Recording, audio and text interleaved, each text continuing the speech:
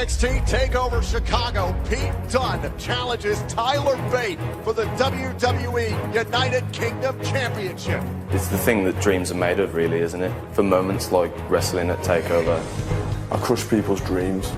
Right now, Tyler Bate is living a dream. Well, at NXT TakeOver, another dream gets crushed.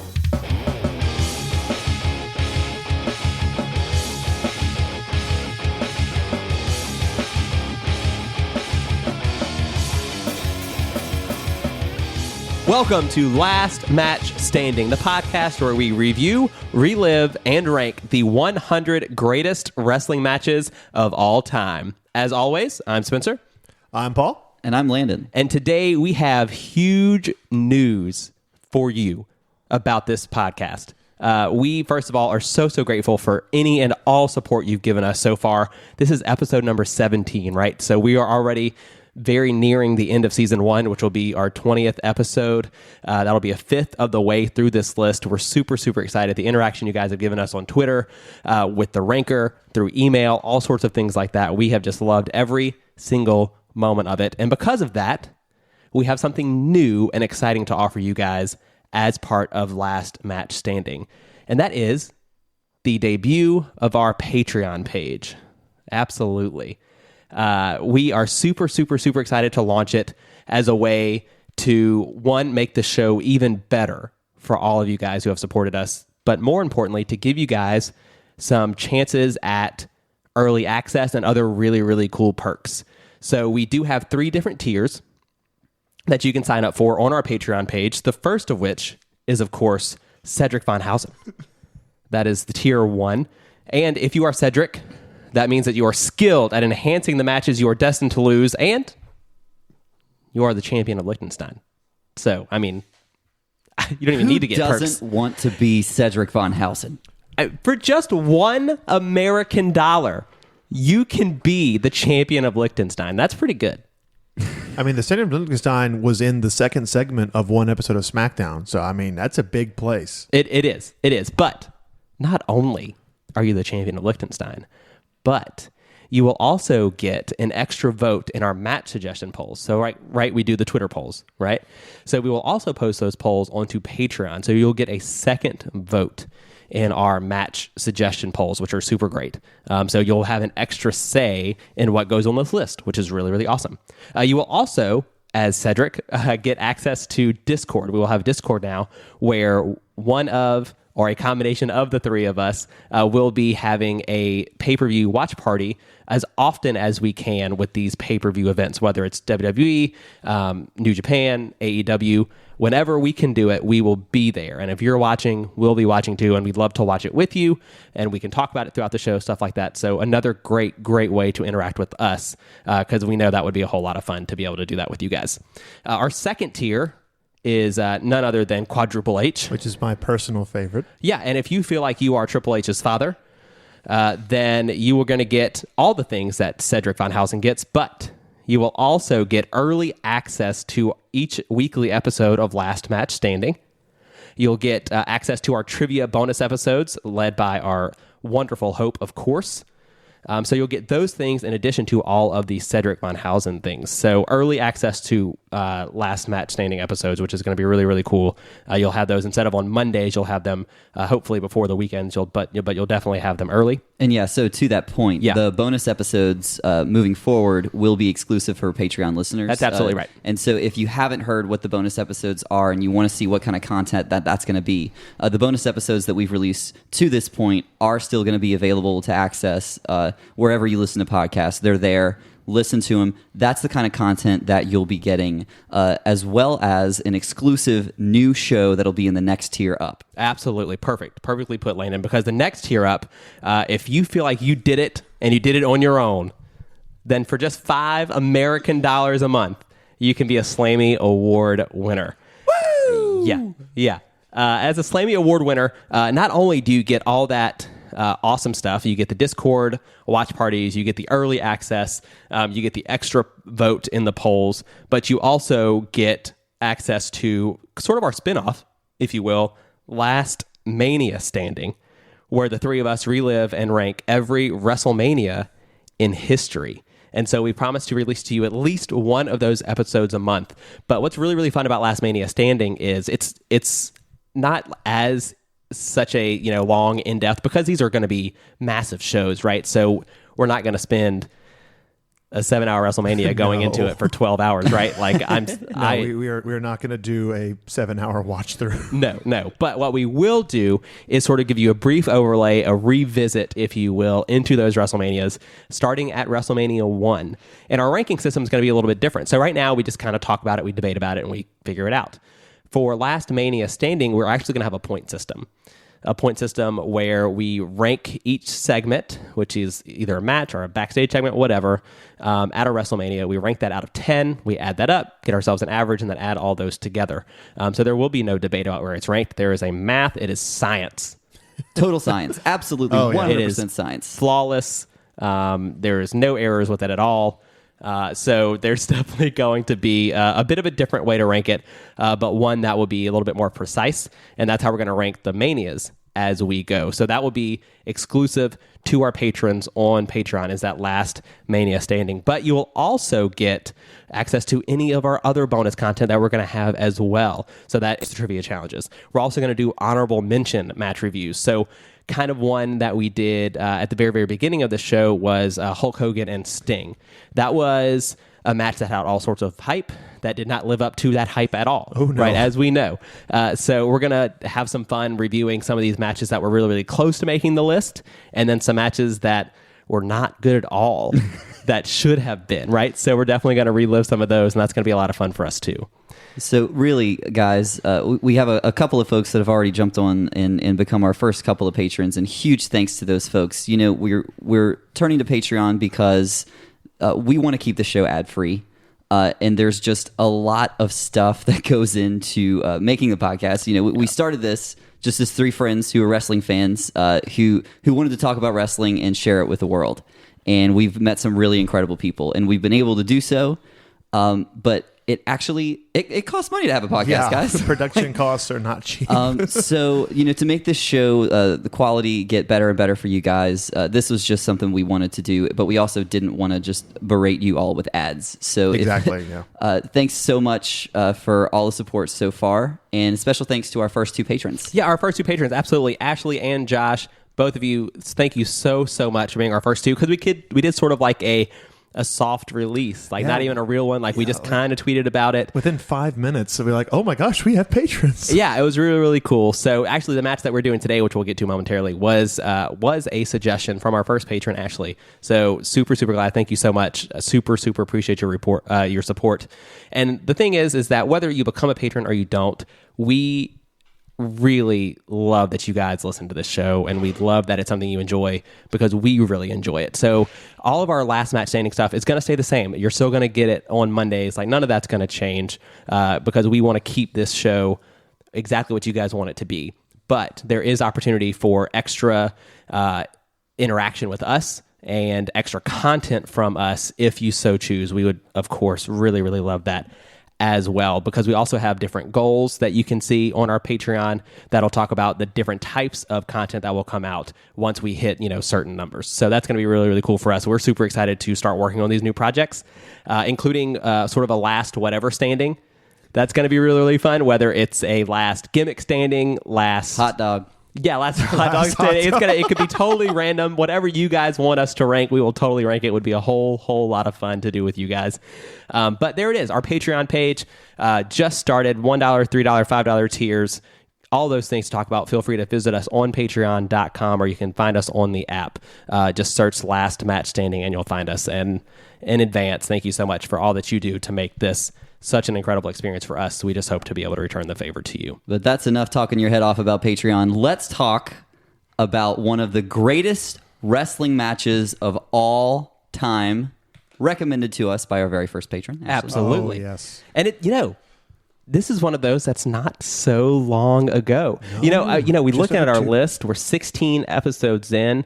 Is this the newest? Or would DIY Revival be? No, this is a year. This is a year later. I think this is after. So this would be our most recent addition to the 100 greatest list. Super excited, because this match is on May 20th, 2017 from Chicago, Illinois. I mean, what a great city for wrestling, right? Yep. From Chicago, Illinois, the All-State Arena NXT TakeOver Chicago.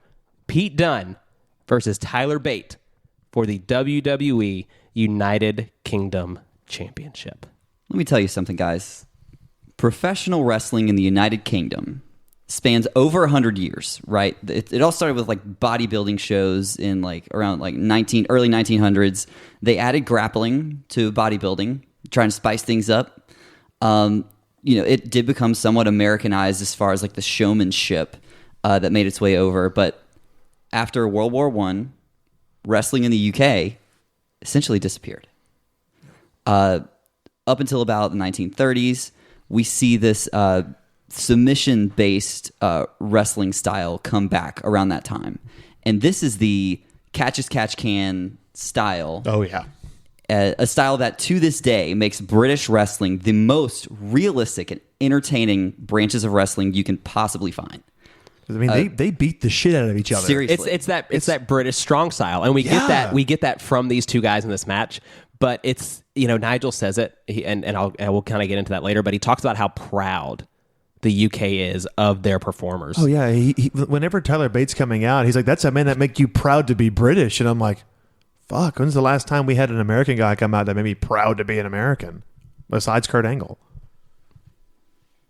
So you had this British strong style that took root in the 30s, and you could still see that today.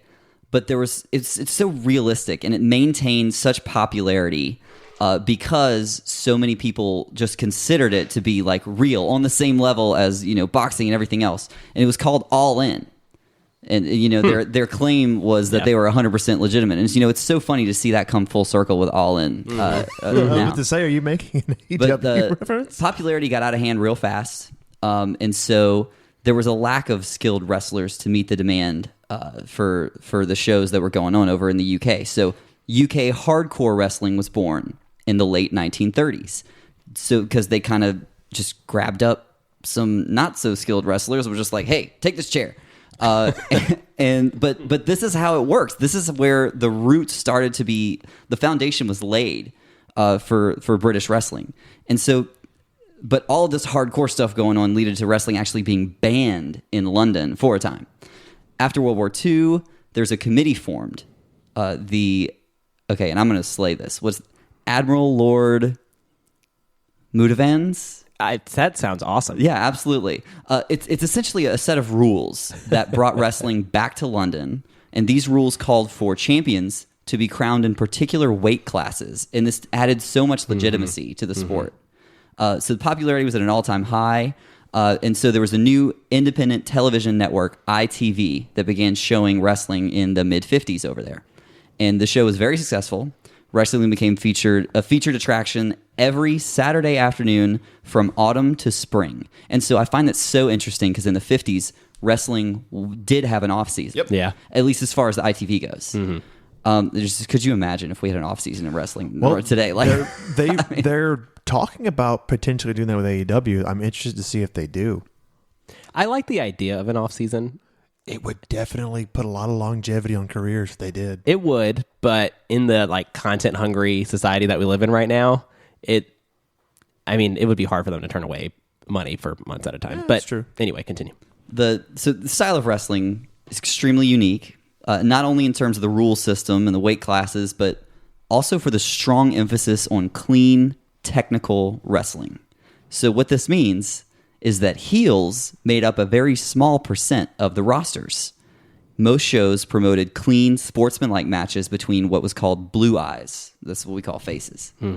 The sport remains a mainstay in British culture, with some organizations branching off and having the more Americanized versions with the over-the-top characters, and some maintaining the British old-school style of wrestling.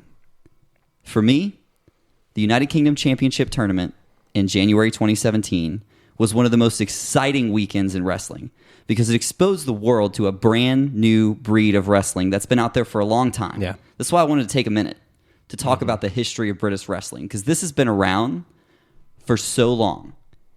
We don't see it until January 2017.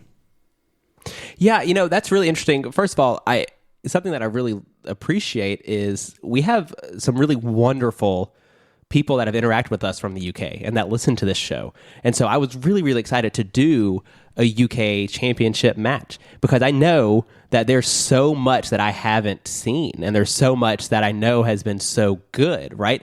And you can give the WWE slack however you want to or wherever you want to. I don't care. But there's no mistake about it that them going in and doing this NXT UK and the UK championship tournament, it brought more eyes onto that product than ever before. And now we have like an exclusive UK version of NXT, which I'm very excited about. And listen, I understand there's an argument for how that affects the the independent scene and things like that. Like I totally get it.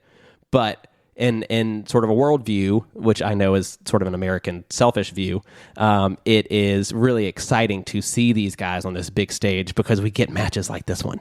There is reason. There's a reason you hear British wrestling chants during NXT UK shows. Oh yeah, they're just chanting UK the whole time. I'm like, this is awesome. The two men that were asked to carry the burden of representing British wrestling for the first time on a global stage were Pete Dunne and Tyler Bate. That's a 19-year-old Tyler Bate. Yeah, he's during the time of the tournament, and he's 20 during this match. Yeah, like when he comes out, JR says he's 20 years old. I checked his ID at the door. Yeah, I love you, JR.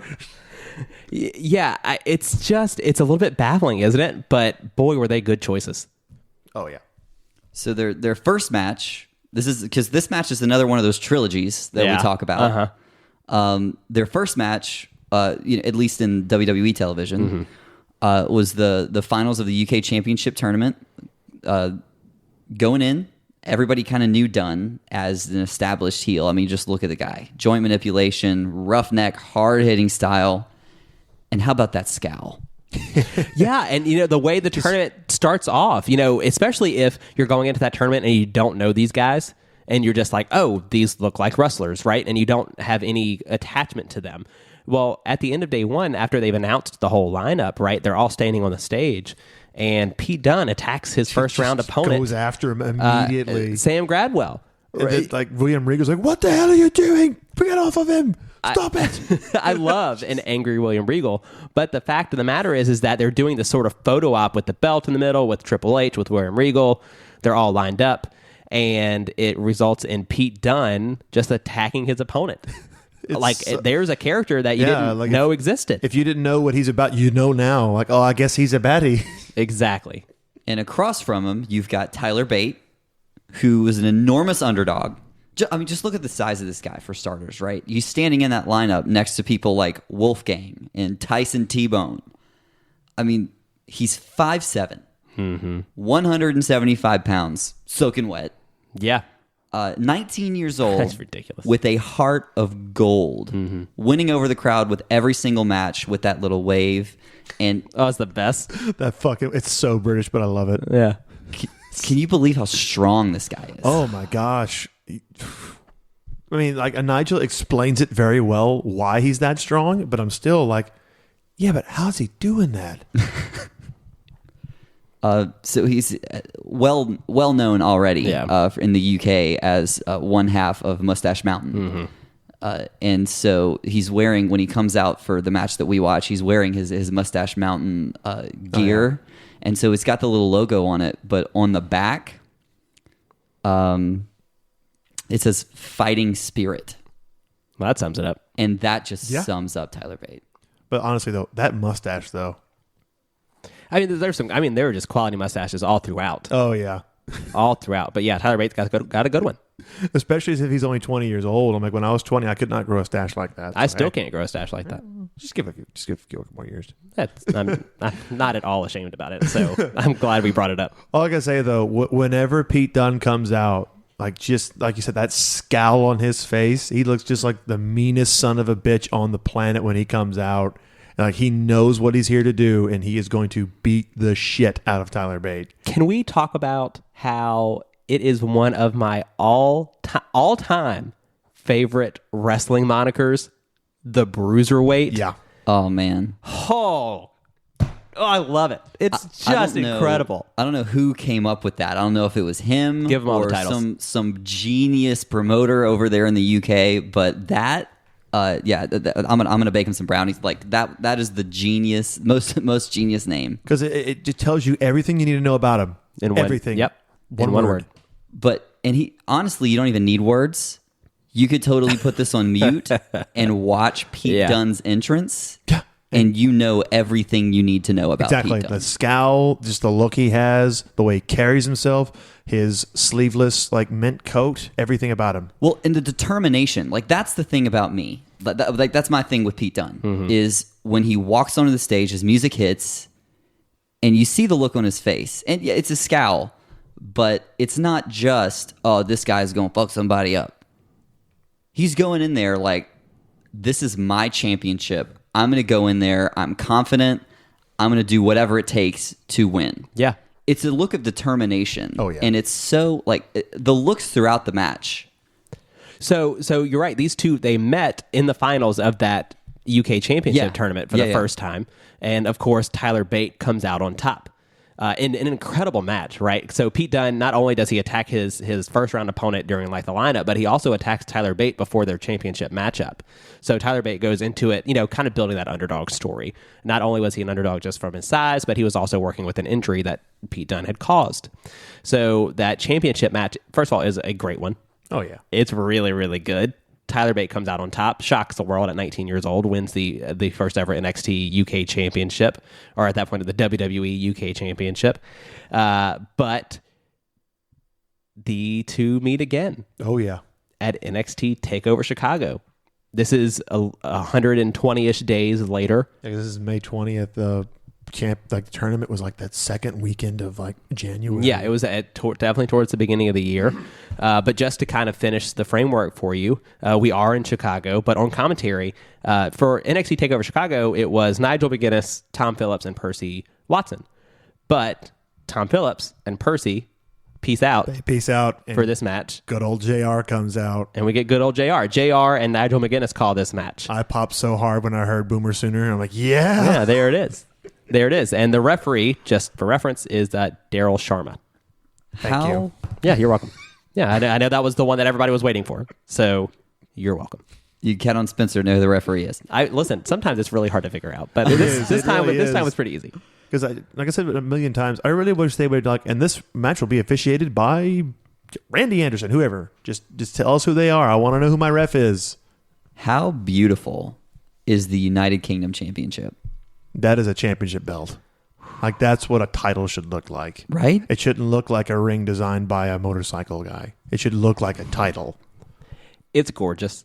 I mean, it is totally gorgeous. And Lane and I looked at each other when we were watching this match together because by now, right, if you listen to the show, that we kind of have a thing for the details. And I have both praised and ranted about championship displays, like presentations, when it shows the belt on screen, like showing you that this is a championship match. The one for this belt is as close to perfect as you're going to find. And it has a lot to do with the design of the championship. Yeah. Yeah. So Pete Dunne comes out, like we were talking about, that look of determination on his face. And then Tyler Bates' music hits. Oh, he comes out waving, smiling. He's like, oh man, this is going to be great. I'm going to beat you again. Waving. I'm like, yeah. I mean, wave. Talk about the total opposite. Stark differences.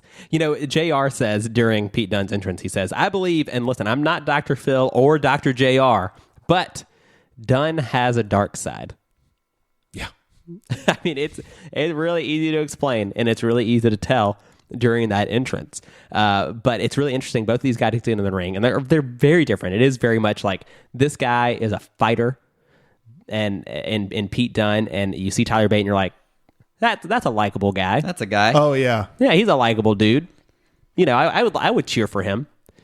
But the crowd is chanting Bruiserweight. Oh, there are deafening bruiserweight chants as this match starts. And like they're Pete so Dunne loud. does a wonderful two-hand shrug towards Tyler Exactly Bate. like, they love me, bro. Yeah, like It is what it is. Like, we're in Chicago. This is a very smart crowd. Yeah. They're going to cheer for the heels. Like, sorry about it, but I'm just that damn good. Exactly. Absolute class act. Love it. I just got to Love say, it. like, as the bells tolls, we immediately see that fan in the green shirt who's in the front row of every NXT show. Who is that guy? I don't know, but there was an article about why he was in the front row of AEW's first TV because he was not at NXT.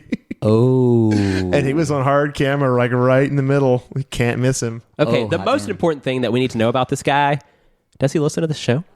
Maybe we should I hope get him to listen. It's been like 5 years. He wears the same shirt and the same hat to every show. So maybe he's a man of ritual, right? So maybe he should get into a habit. He's a man of habit. Get into the habit of listening to those podcasts. exactly. If we can get in touch with this guy, then I will personally give this guy and the person who gets me in touch with this guy a last match standing t-shirt. Ooh, right, you heard it what first. He won't stop wearing the green shirt on hard cam, but if he could wear our red shirt underneath it. Exactly, and just kind of go, wow. For those who didn't know, I grabbed the front of my shirt and lifted it up. Yeah, there you go. Yeah. So the green shirt guy is absolutely there, just to kind of finish your mental picture of what was really happening in this moment. But this match just goes 15 minutes and 27 seconds, so a very standard, reasonable time, not too short, not too long. But the first 2.5 minutes or so, which is definitely longer than normal, there's some really wonderful chain wrestling it's happening. Chain wrestling. I was like, okay, it's like we really don't see this very often. We usually see these fast, very brisk, like beating the shit. Nope, they are wrestling, and I'm like, I love this. So what I loved most about the chain wrestling that we get right off the bat is that it immediately tells the story of these two men in the ring. Mm-hmm. So immediately, Dunne goes for a front face lock, and it shows off his scrappy style. But Bate uses his strength to get out of it and do the arm wrench. Yeah. And so it's almost like this test of strength between, yeah. ooh, can he get the arm back, can he not? And so you have the scrappy style of Dunne and the strength of Bate on display right here in the very beginning. I just love it. Any time that Dunne gets the upper hand, Bate just completely outmaneuvers him. Like, he does what I call like the Owen Hart sequence, where he just does like the flips and the rolls to get out. And I'm like, why does people not do that anymore? It's so simple. It's so simple. And no one does it. How about the headstand escape? Amazing. I've never seen that before. And it looks flawless. It looks totally flawless. I've never seen anybody do that before. Nigel says something in the very beginning, after this chain wrestling. He says, that's the thing about British wrestlers. We are some of the very best technical wrestlers in the world. But he mentioned something else, doesn't he, Paul? Yeah, because like as soon as Dunne realizes he cannot get the upper hand, he immediately goes for the joint manipulation. He just starts tearing at that hand, and he starts punching him in the ribs while he's trying to break his fingers. And I'm just sitting there, and then JR just says, yes, Pete Dunne has got some questionable motives with the hands. If I heard that correctly, I thought I heard a little Nigel impression just now, Paul. Okay, yeah. Okay, so the Nigel impression, you cannot watch anything he calls without just wanting to shout joint manipulation like every 10 seconds, because like he just shouts. Like, the man goes from ought to screaming every time there's a single submission hold. So did anyone else notice, as these two spill over to the outside, the apron, which is the LED screen apron, is just straight up yellow? Yep. With the top third of the WWE logo. Yeah, what was up with that? I have no idea. So there I don't must have know been- if maybe... I did not notice that. I don't know if maybe the production crew had the wrong thing, like the wrong camera on the LED screen right there, or if that was just like a cool look they were going for. I mean, I gotta be honest, I didn't hate it. So it was But the I don't LED think it was screen intentional. was like the bottom half just out or something? Yeah, it was like the top third, maybe fourth of the WWE logo on a yellow background. Go back and watch it. So it was yellow. The whole thing was yellow, Whole but thing it was just had yellow. like a part of the logo. That's really interesting. Yeah. It was. It took me like 2 or 3 watches before I noticed that, and I'm like, How did I not notice that? Like I said, I think this match it really took me like done. 2 or 3 watches to Yeah. see it.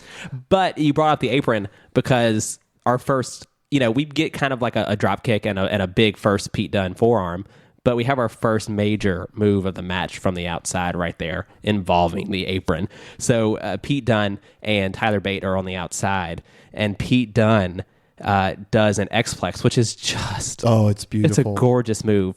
But Tyler Bate lands on the apron. The hardest part of the ring. The hardest part of the ring, Michael. And one of my... that's the closest to an impression you will ever get from me, first of all. That was pretty good. No, thank you very much. There, excuse me. JR had said another really, really great line here after the X-Plex on the apron. He says, "There's hell to pay when you land on the apron of the ring." And that's anybody's ring in any country. Yeah. Well, what I love, though, is after that, like, we get some very stiff forearm shots by Pete Dunne. And when I say stiff, I mean these will knock your dick still. They're so stiff. They're scary. You want to run that by me? I'm sorry, again? what? I said Pete Dunne does a forearm shot that'll knock your dick still. It's that hard. Oh, I get it. Like, he hits him so hard, Yeah. I was convinced that he went into business for himself and was trying to kill him. And it's not long after this we get the wonderful phrase from JR. Mighty big word, that sciatica.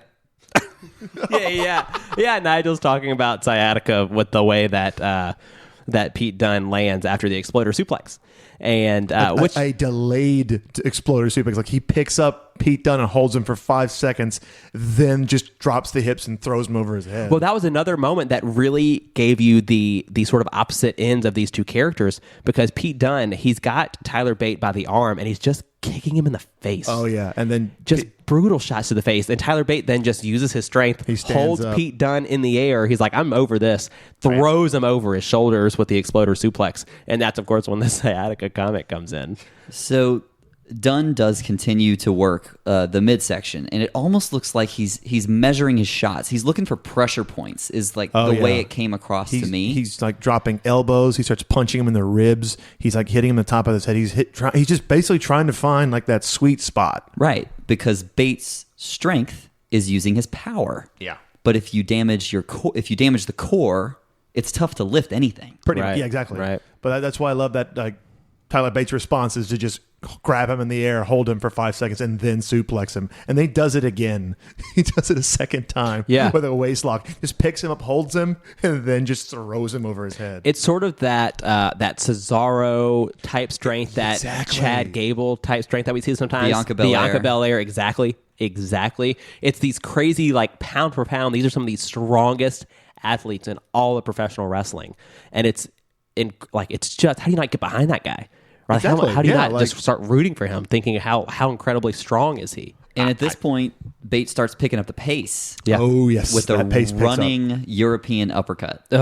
Immediately answered. It is lightning. Immediately answered with a boot from Dunne. Like the stiffest uppercut followed by the stiffest boot to the face. And I appreciate because Dunne goes for another X-Plex inside the ring. But I love the callback to that because Tyler Bate lands on his feet. Oh, yes, he does. And as gorgeous as it was when he landed on the apron, when he lands on his own 2 feet, I was just, okay. Like, I This was guy. totally thrown back. It was awesome. Like, not only are you going to be strong, but you're going to be as athletic as they come. And while watching at this point, I'm like, these men are legitimately trying to hurt each other. And you can't convince me that. And I'm just like, nope, that's just that British style. It's so hard hitting. It's so technical. You forget that you're watching pro wrestling and you almost feel like you're watching MMA. And they even discuss that. They talk about that because Pete Dunne locks in this beautiful triangle hold.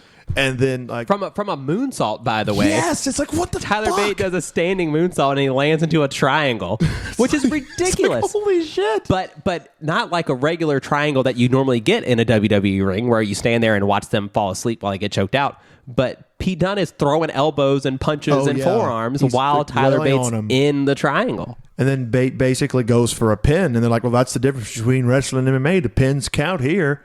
And when he doesn't get the pin, fuck me, Tyler Bate just deadlifts Pete Dunne off the mat and then power bombs him. The streak continues. Power bomb in every match. Powerbomb in every 17 match. matches in, only 2 of them did not contain a power bomb. Which reminds us, this I would just like to take a moment, maybe a moment of silence if we have to, because this is in memory of our first match that doesn't feature a barricade spot. Leave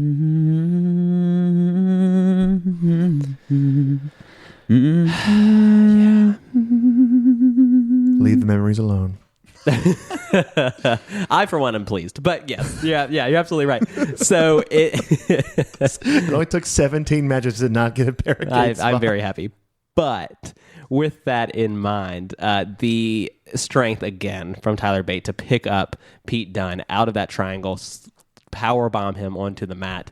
And then we get another show of strength from Tyler Bate with the most ridiculous airplane spin. We got a fucking ever. airplane spin, and I popped hard for him. Like, yes! So did the crowd. The crowd loved it. What, did you see how fast he was spinning him? I can tell you how fast he was spinning him, not miles per hour. But what I can good tell you Lord. is that the airplane spin lasted for 16 seconds, and he spun him around completely 18 times in 16 seconds. Like, because he starts doing it, and then he just picks that pace up, and he starts going quick. I'm like, oh my God, he's going to burn. He's going to get dizzy. This is 10 minutes in the match, and there are few wrestlers where an airplane spin could work. Well, I think part of Tyler Bates' specialty and part of the reason why he's so loved in that ring at such a young age is because he's able to do things differently. So he does the airplane spin, but actually makes it interesting by going so fast and being so small. To where it looks like that move could be damaging. Correct. Like, he goes for a pin afterwards, and he damn near gets it. Yeah. I'm like, oh, shit. And earlier in the match, he does, I think maybe it's a German suplex, but he bridges it into the pin. He does, But it's not just your average German suplex and hold it for the pin. He twists his body to get extra leverage. Yeah. And it's just these little details that Tyler Bate is able to add to everything he does, elevates every match he's in. Oh, I agree, 100%. And fuck me, after we get to this, so, okay. We've talked about X-plexes. We've talked about doing moonsaults. This sequence blew my goddamn mind when I saw it the first time. So, the weight behind what happens, what I'm about to say. So, Tyler Bate throws Pete Dunne out of the ring. Goes to do a springboard crossbody. Tyler Bate hits the hardest fucking forearm I have ever seen in the history of professional wrestling. Gets hit with. Tyler Bate gets hit Pete with. Dunne Yeah. that hits him with the hardest forearm I've ever seen. And then he power bombs him. And I'm like, that's it. Match is over. That's so the power bomb. And it is. It's the hardest forearm I think I've ever seen. Good God, he took his fucking head off with that. And it's followed up by a release rolling sit out power bomb. He's like, oh, that's it. Have you ever seen a release rolling sit out power bomb in your life? So keep in mind that at the beginning of it, it looks like another X-plex in the beginning. So this is now the third time. So what happens the first time is Pete Dunne hits the X-plex. The second time, Tyler Bate's too smart for it. The third time, Pete Dunne is too smart for Bate because he changes what he does. So yes, it's going for the X-plex, but instead of Tyler Bate being able to reverse it, he changes the game and turns it into that sit-down powerbomb. Good How God. smart is that? When How smart is that? It's genius. And when it happens, like, that's it. Ball game. That's it. The place comes absolutely unglued when Tyler Bate kicks out. They get a standing ovation for that. Totally unglued. Like, the whole crowd stands up and starts clapping, and they start going, clap, clap, UK, clap, clap. And I'm like, yeah, they're getting a fucking UK chant. They're not getting a Bruiserweight, not a Pete Dunne, not an NXT. Awesome. No, UK. Because they're like, we love this. Please do this more often. And this is why I bored everyone to tears with the UK history lesson at the beginning of this episode. I was into it. I was thoroughly engrossed by it. Because this is the kind of wrestling that we get to see now thanks to NXT UK. Right. I mean, it's absolutely phenomenal, and it makes me want to go buy a plane ticket and go to every independent show in UK right now. We should go to some ICW shows. I would love to. Oh, we can like live tweet them? Oh, man. So Somebody call Grado. Let's make this happen. So this moment leads to some trading strikes in the center of the ring. Trading bombs. Yeah. And Bate uses the ropes to gather momentum for a huge clothesline. Oh, okay. He didn't use the ropes. He dives headfirst into the ropes, puts his arms out, his shoulder blades hit the ropes, he bounces off, then he does a clothesline. How the hell does he do that? I don't know. but I've never seen anything like that before in my life. I've been watching wrestling for 20 years. That's innovation. I mean, that's what that is. 20-year-old Tyler Bate being innovative. And it's just really, really cool to see. You know what else is really cool to see? What's that? Every single Pete Dunne facial expression in this match. So Pete Dunne's facial expressions sold Tyler Bate throughout the whole, the entirety of their first match together. It made him look that much more impressive, seeing somebody with the demeanor of Pete Dunne look frustrated. Yeah. Oh yeah, but I gotta say, like, the lead up to that moment, I had to like pause, rewind, watch it, pause, rewind, watch it again, because it's like literally blink and you'll miss it. And it's like we get an enziguri that gets turned into a forearm, that gets turned into a Pele kick, then we get a goal kick to the gut, and then we get the dive into the ropes. I'm like, Jesus Christ, like, please, like, slow down. Right. Like, but in a good way. Slow down, like, I can't keep track of this. There's just move. But in a, oh yeah, I'm gonna top that. Oh yeah, I'm gonna top that. No, fuck you, I'm gonna take your head off.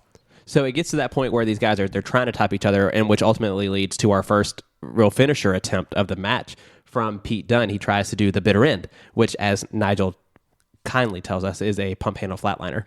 So he tries to do the bitter end, but Tyler Bate reverses it into what can only be seen as a perfect DDT. Oh, I was gonna make a joke saying that was a glorious DDT.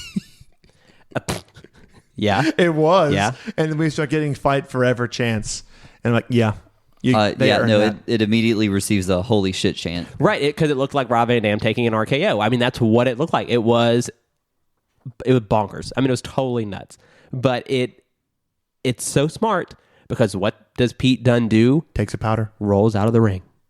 He rolls out of the ring. And there's two moments of excellent storytelling here. Right before we get the bitter end, we get that Tyler Driver attempt. Yeah. Right? Yes. He tries Yeah. to go for it, but his core is too weak because Pete Dunne's been working it the whole damn match. battered and bruised.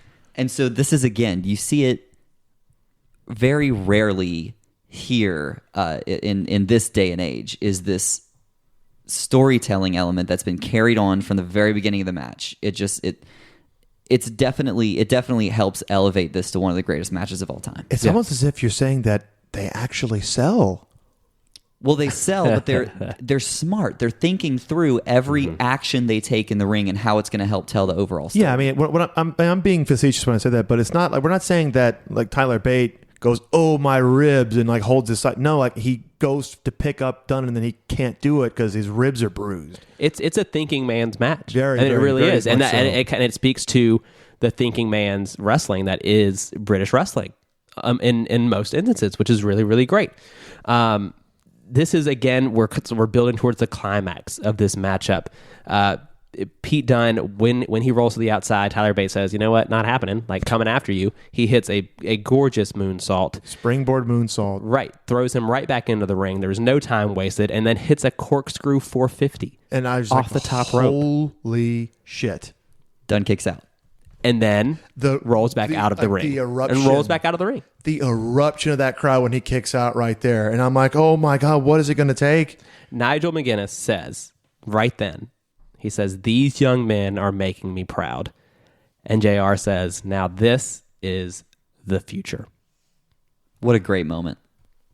Insane. Like you're right, but Dunne rolls back out, and then Tyler Bate goes to the well one too many times.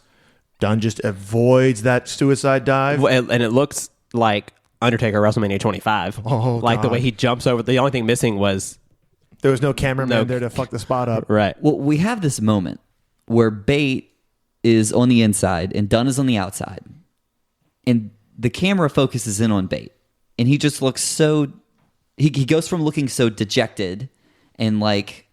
Oh man, maybe I'm not you see a moment What of am I doubt. going to do? Yeah. You see this doubt on his face, and then he just gets frustrated. And so it makes so much sense that he misses this dive, because it almost looks like he's not thinking this through. He's just upset, and he's going to go. He's like, I'm going to go. Going for it. It was such a subtle moment in the match that I really, really appreciated. But that's how life works, isn't it? Like, that's why it's so... Like, you can appreciate it for feeling so real, because it just in sports or in life in general, when the pressure's on, when you're frustrated, sometimes you make more mistakes. Exactly. But he hit Dunne with his best shot and it didn't work. So what do? Fuck it, just suicide dive. And lands right on his head. Right on his face. head. Yeah. And then Dunne immediately throws it back in the ring, and then finally on the third attempt gets the bitter end, and he captures the UK title, and the crowd loses their fucking minds. So he hits the bitter end and hooks the leg and immediately starts crying before the referee even hits the mat for the one. Which I just love. It just adds so much emotion. The emotion, to the match. exactly. And so another thing that I love about that moment is, like Paul said, this is the first time the bitter end is hit. He's going for it 3 times. They protect the move. Oh, yeah. It's okay to go for it several times before you actually hit it. But whenever you do it 5 times a match, Yeah, we're pet peeve. We're at an era where Roman Reigns took 7 F5s and still kicked out. How about 10 curb stomps? I was getting to that, where 10 curb stomps and then a sledgehammer to the head, and oh look, he's back up again! Yay, wrestling! Yeah. Okay. So we can complain a lot. I get it, but but it's important to take that into how it makes us feel about this one finisher, this Right. one bitter end that seals the deal. And that's not to say that, like a finisher and a false finish isn't good, because there's a lot of moments where that's a great thing. Oh, they're great. They have several in here, but they don't spoil their move by just doing it and kick out. I'm like, okay, well, I do think that this match is one of the greatest ever. But you know what else makes it special? Is that this is the match that starts Pete Dunne's 685-day reign as the United Kingdom champion. This is the longest championship reign of the modern era. The only two behind Pete Dunne's 685-day reign is Asuka held the NXT Women's Championship for 510 days. Mm-hmm. So that's a full 175 days. and she never lost it. Right. Yeah. So Asuka's actually in third place. Mm-hmm. Do you know who's in second place? I don't. Paul? It's one of your favorite guys of all time. Me? Santina Morella. It's actually Lex Luger. Oh my gosh! Lex Luger held the WCW United States Championship Oh my for God, you're right. 523 days. Paul has been clamoring to do a Lex Luger match on this podcast. Oh, we're gonna do a Lex Luger match. boy. Just you wait. That is the best. That's wonderful. So not only was this match important because it's an incredible wrestling match and because it sets up the longest championship reign of the modern era, but it builds prestige for what is now known as NXT UK, the brand. Mm-hmm. So this was right at the beginning, and I don't even think NXT UK officially had launched at this point. I don't think we get our first NXT UK shows until the fall Correct. of Yeah, 2017. it's later. Right. So yeah. Now you have this taste of what you're going to get when you go. Without this match, I don't know how many more people tune into NXT UK. That's a good point, because we get 15 and a half minutes of it, and now we get 2 hours of it. Yeah, Dunne and Bate set the standard, and that bar has been met at NXT UK repeatedly over and over again. It's been really, really good. Really cool stuff. And the quality of the matches is so consistent. It is. It's beautiful. The Tyler Bate Walter. Oh yes, match I was just thinking about was that. absolutely phenomenal. Yeah, for sure. And to think that this was sort of the groundwork for it, we get the UK Championship tournament, and then you love that it gets defended, like the belt gets defended before we have an NXT UK. You love that, but it sets up this 2-year reign of just classic matches from Pete Dunne and whoever the hell else he has to defend it against, because that's how good these guys are. Oh, I mean, he defends it against Ricochet. All of these people, people who you think are these up and coming guys, who's oh, well, there's no way that he's not winning. Oh, there's no way he's not winning. There's no way Oh my God, Pete Dunne. After a while, A winner every time. And the evolution of his character, he goes from this bruiserweight heel to this kind of likable guy. I mean, Yeah. you understand his demeanor never changes. Right. No. But Right. he just becomes a confident champion who has taken on the All comers. Yeah, he takes on all comers, and he puts that NXT UK brand on his back, and he's like, I'm here to show the world what British wrestling is all about. Like, they and just- people love And it. how can you not respect that? Exactly. How can you not love that? There's a certain point, and this is in sports, right? When you think of American sports, you think the Patriots, and people hate the Patriots. You think the Yankees, people hate the Yankees. Why do they hate those teams? 'Cause they always because they win. win all the time. Because they win all the time. They're the John Cena of sports. They always win. Right. Why did you hate John Cena? Because he won all the time. In Pete Dunne's instance, you never really felt that way because it didn't seem like he was burying anyone No. ever, or that it was unfair. He just always got the job Yeah. done. And believably. Got the job done. That was funny. Yeah. And I'd argue that he was able to pull better matches out of all of his opponents than they were usually able to have. I think so, because he made some people look like, oh my God, this is the main eventer, and then you see him on their own without him, like, oh, okay, maybe not. Maybe solid Ben Carter, but he made people look like they belong to the main event. And when we think of the types of superstars and wrestlers that go onto this list of the 100 greatest ever, it is full of people that make their opponent look like $1 million. And there's a reason why there's like 2 Bret Hart matches on our thing, because Yeah. Bret Hart, like, they actually recently released a documentary on the network called The Holy Grail. Somebody found the tape of the Tom McGee match, which had everybody convinced that Tom McGee was like the second coming. Oh, Because he wow. was so good.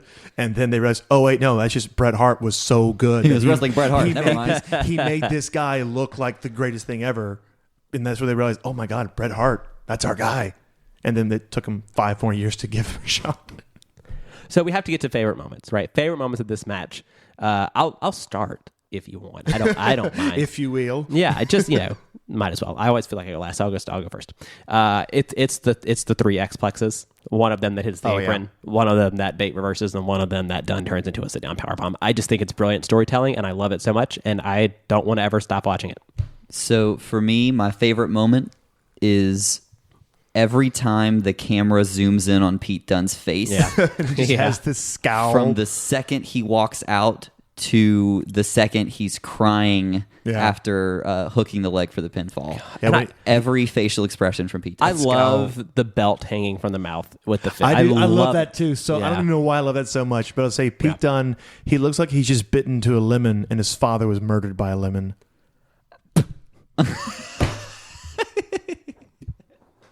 I mean, he just looks like an angry person. I did not see that going there, but I'm so glad it did. So I do have to admit, boy. only partially, but part of the reason I like Pete Dunne so much is my brother looks exactly like him. Oh, He does. I'm biased. There's some bias, there. Right. But he If he- does. Right, He really it does. kind of yeah. really does. We need to get him to do that hairstyle. Oh my god, you wouldn't be able Just to tell send him us one apart. of these real quick. Yeah, yeah. Oh, that's fantastic. But no, seriously, probably one of my top 5 favorite wrestlers of all time. It was an absolute pleasure. Your brother? Covering this match. Oh yeah, my brother is excellent. Didn't you know?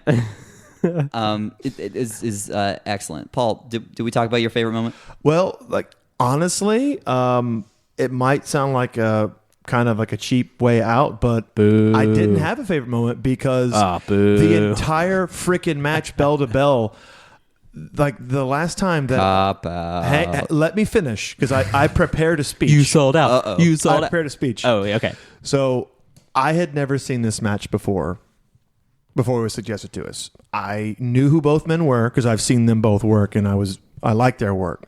That's why it didn't take any convincing to give me, oh, absolutely, let's do this match. Let's review it.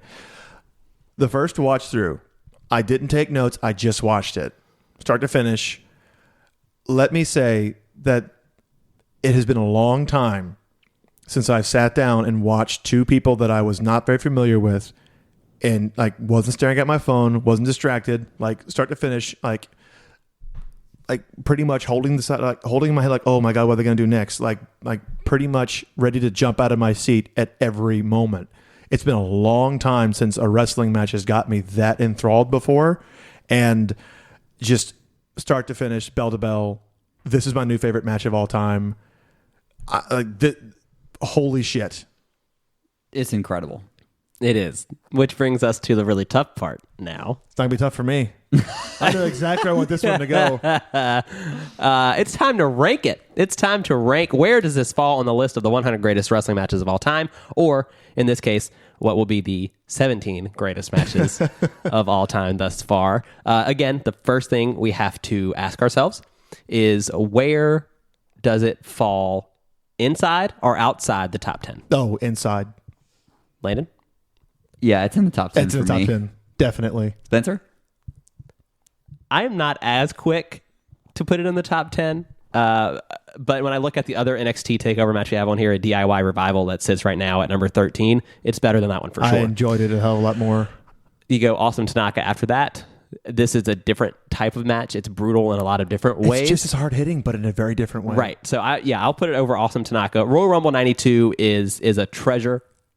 But I would watch this match 4 times before watching that one once, agree. probably. Just And in it's- a and it's general, a just in third a general the length as well. Right.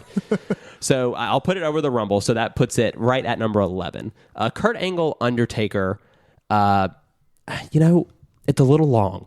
Just a touch. I loved it, but It's it's a little bit phenomenal, longer. and there's some great psychology in that match, kind of like this one. Oh man, yeah, I'll put it over Angle Taker. So yeah, we'll put it all in the top 10. Great. We're not done yet. Oh no, we're not done yet. So it's in the top 10. So we're saying that it is at least going to be number 10 over Kurt Angle and Undertaker. Paul, I feel like you are most certain of where you would like to put it. So Well, I gotta say before I say exactly where I want to put it, this match I had so much fun watching it. There are only 2 other matches that I had not seen before that I enjoyed so much, and that was the X Division Fatal 4-Way and the Eddie versus Ray match. I would put this kind of somewhere between those 2. Like maybe not necessarily top 5, but definitely between. Let's see, that's like number 5 and number 8.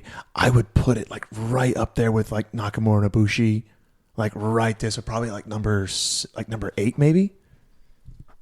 Like just under. Okay, so number 8. No, so screw it. Over that, I would put it. I would knock Nakamura Ibushi down to number 8 and put it number 7. you would Nakamura him down to number 8. I would knock Ibushi Careful. down. I would knock So you're Ibushi going down. 7. I would go number 7. Okay, Landon. 7. Number 7.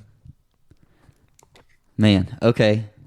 7 stiff elbows. So- No, I'm just kidding. I definitely agree with Paul in that it reminds me of the X Division 4-Way a I lot. had so much fun watching this match. So when it's the inaugural. Well, it's the feud is within the inaugural championship run. Yes. So it very much feels that way. The X Division Championship 4 was the inaugural X Division Championship match. They're both very exciting. Yes. And they both hold a lot of prestige, and they have extremely talented competitors in them. For me, the one-on-one battle is always more interesting than having a lot of different people involved in a match. We had it was like almost 4 completely Yeah. different matches that were all like Right. one engrossing match. I would have to put it above the X Division Championship match, which would put it at number 4 under Bret Hart and Owen Hart. Number 5.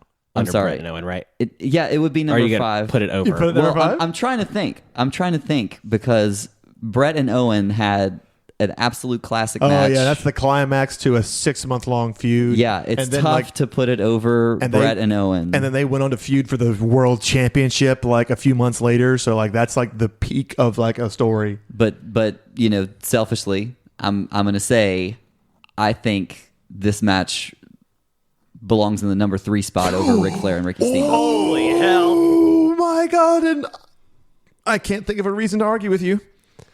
Other than the fact that you chose to put it at number 7. And I'm like, you know what? You took it one step further.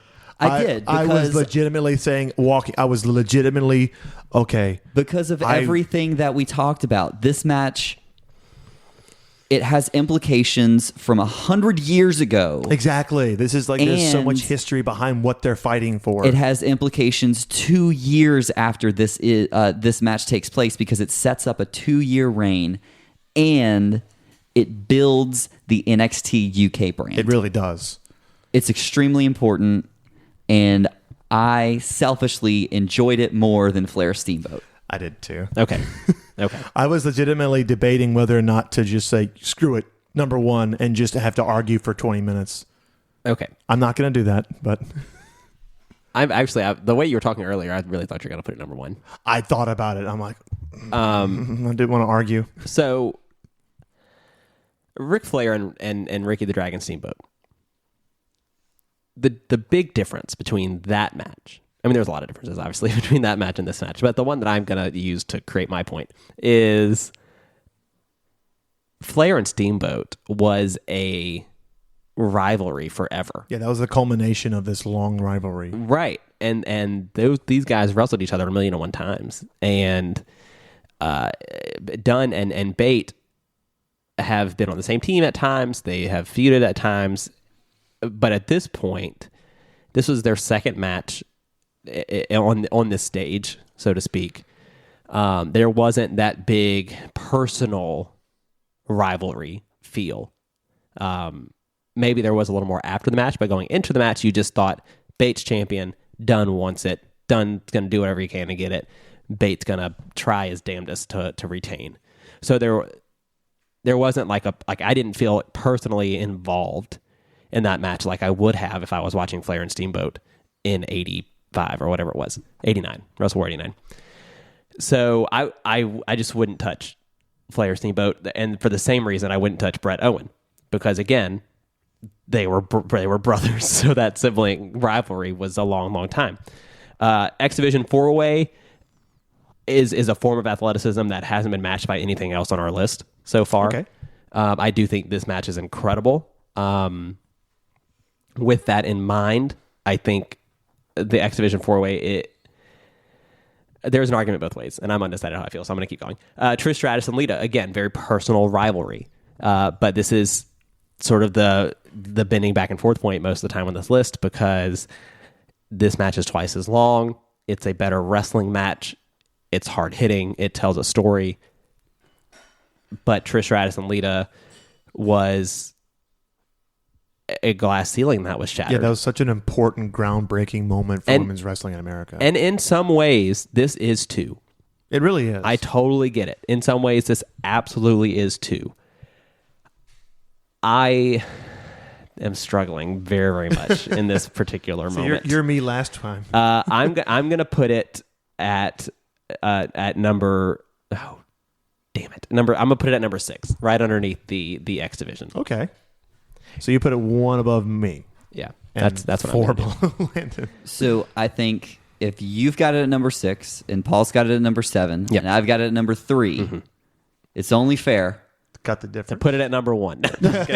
Yes, sir. to pull it one up and just put it right over the X Division Championship, because I'm going to stand firm.